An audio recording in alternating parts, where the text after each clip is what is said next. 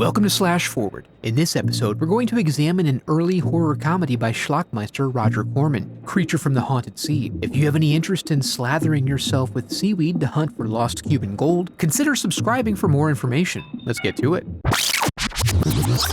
We open on a shoe shine of some white canvas kids, after which some swarthy men roll up and start shooting folks, requiring secret agent XK-150 to pull some evasive maneuvers and demonstrate his mastery of the art of disguise. Having established his proficiency at sleuthing, we watch him as he meets an ally spy in XK-120. At his secret rendezvous, he verifies he's heading out for a job in Cuba. Then they share a professional goodbye kiss and he's on his way. Through the magic of animatics, we learn the non-communist government of Cuba wants to smuggle out some of their gold, so they have money to rebuild after they counter-coup and regain control of the island from Castro. They bring the gold to the docks where they've hired a crew of scumbag smugglers to help them out. XK-150 is among their rank, having gone undercover and earned their trust. And the group of criminals is led by Lorenzo, a career criminologist who intends to leverage this opportunity to steal the gold. And they're sharing the boat with a crew of government agents, crooks, seamen, and a goon who communicates mostly through animal noises,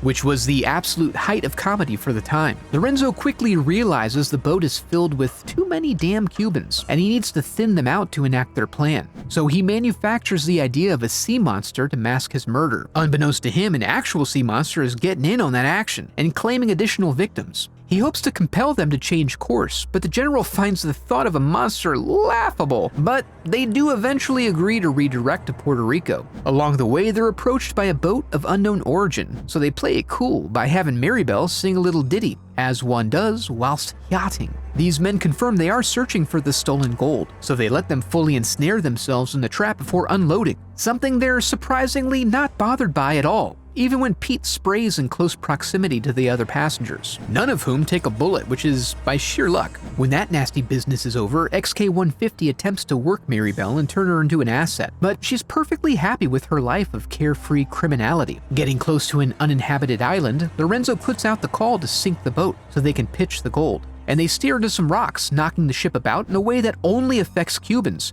Pretty much the perfect scenario. They make it to shore, mostly, with the creature taking his or her tribute. They set up camp and Jack is sent to an adjacent island for a fishing boat and scuba gear. New plan is to hide the gold on the ocean floor, causing the Cubans to give up and leave, giving the boys an opportunity to come back for it later. Unfortunately, as they prepare their first excursion, they learn the soldiers are actually frogmen and experienced divers, so they're forced to thin them up a bit more, clawing any who separate from the group with gardening tools. Despite this, the general insists on continuing the search. Now they dive only with spear guns, which doesn't deter Lorenzo from his task. He again descends upon a lone Cuban, and this time hoists his thong clean up his crack until dead. But then they lose Jack to the creature. Despondent about their losses, the leaders of both groups decide to cut and run. But first, one final attack. This one savage as hell as the creature now reveals its full Cthulhian glory, in full daylight for all to see, and wades through the group, tearing up all the survivors with its vicious claws and other things. In the end, only XK-150 and his jungle mistress survive the horrifying onslaught. What a funny delight. There actually were some generally humorous aspects to this movie. It mostly just suffers, as do many of these B-movies, from a bunch of extraneous scenes that just don't really need to be there. If you enjoyed the video, I'd love for you to become a part of the channel by subscribing. Thanks for watching.